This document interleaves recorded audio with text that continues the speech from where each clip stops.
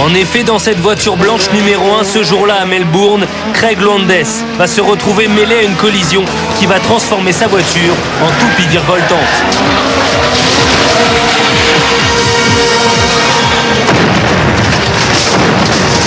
C'est le moment le plus difficile d'une course, c'est le départ. Hop, ça se touche, on se touche un tout petit peu et là c'est fini.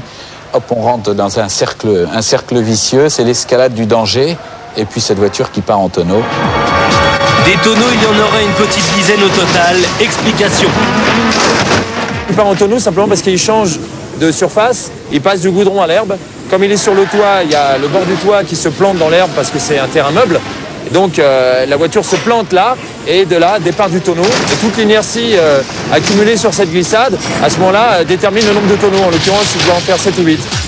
Et il faut le dire, cette inconfortable position n'est absolument pas due à Craig, qui n'a commis aucune faute de conduite.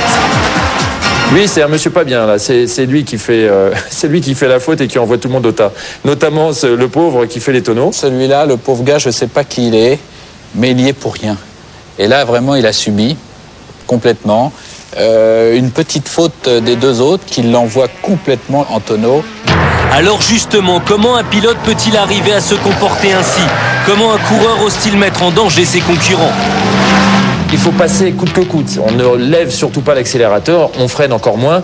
Il y a une opportunité de passer, on passe. Même si on est 4, 5 à vouloir passer et que ça passe pas, on tente le coup quand même. Il n'y a aucune place pour la réflexion, c'est action-réaction. Prêt à tout, à fond sur l'accélérateur, logique donc que parfois ça finisse comme cela.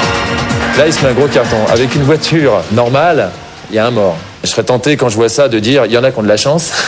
Certains diront que c'est miraculeux. Non, c'est normal. Donc, les châssis tubulaires sont faits de telle sorte que, justement, on puisse faire aligner 15 tonneaux sans qu'il se passe rien. Craig a donc été l'infortuné victime d'un concurrent sans limite. Pourtant, regardez ce qui se passe. Comme un seul homme, tous les pilotes ont interrompu leur course pour venir porter secours à l'accidenté.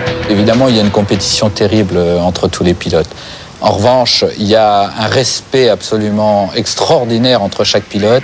Et quand il y a un moment difficile comme celui-là, on le voit, il y a une solidarité formidable pour essayer de voir si on peut faire quelque chose, s'il est en danger, si le feu arrive, voire mettre l'extincteur si la voiture va brûler, etc., etc. Craig sera conduit à l'hôpital.